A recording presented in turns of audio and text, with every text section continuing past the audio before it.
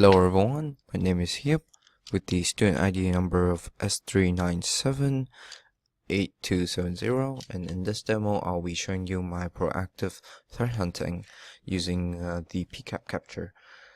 So at first, given the PCAP capture, I would open it with Wireshark like so, and I would look at some of the information like packets, time span, and so much more. However, that is not really in the scope of this assignment. So the first step that we would do is that I did was to kind of use suricata to kind of parse the PCAP file within it and see the generated alerts. I ran this command and it created this eve.json file, which we will be using for our analysis. As you can see, if you pay attention to the terminal earlier, you can see that these are some of the alerts that were generated. So let's talk a bit. So initially in the case study, we mentioned that there was suspicion of a malicious malware activity.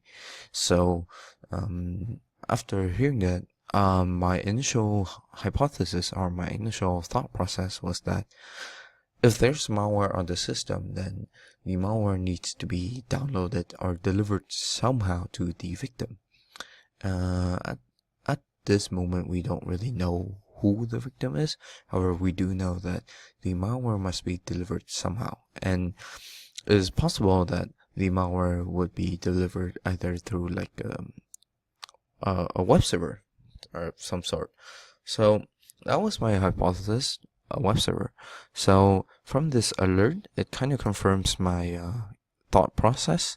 As you can see that the suricata returns some of the file download over the HTTP protocol. So I'll start with the Microsoft connection test, and from this alert, it looks like the source IP is 10.1.29.101, and it's making a GET request towards this domain here. The same thing can be seen in Wireshark if we look at the TCP stream, and we would see the GET requests and responses for that. To continue, we also have this exe or DL file, window file downloaded over HTTP, as well as exe serve attached HTTP, which confirms our an executable was downloaded over using the HTTP protocol. Looking deeper into the Wireshark capture, this is the request that we kind of see, and from it looking at the stream, it is rather suspicious because the file name ends as a PNG, which is a image file. However, if you look at the individual kind of packet, you can see that it is actually a program executable.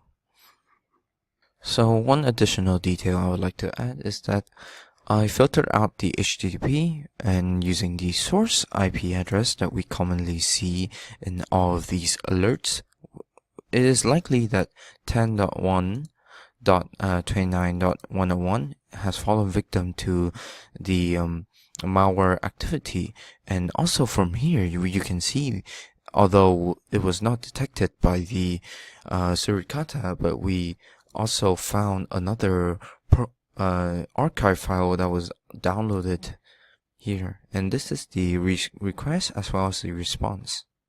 Moving past that point, you can see a lot of TCP ACK requests, and very much most of the requests are encrypted, making Wireshark packet sniffing impractical in this approach.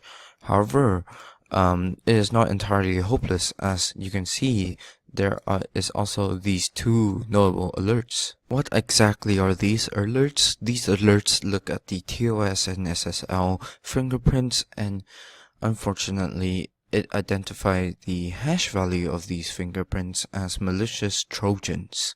So to conclude, like, all the hypothesis kind of confirms that there is malicious malware activity, as malware is installed C2 communication, and so much more. Thank you.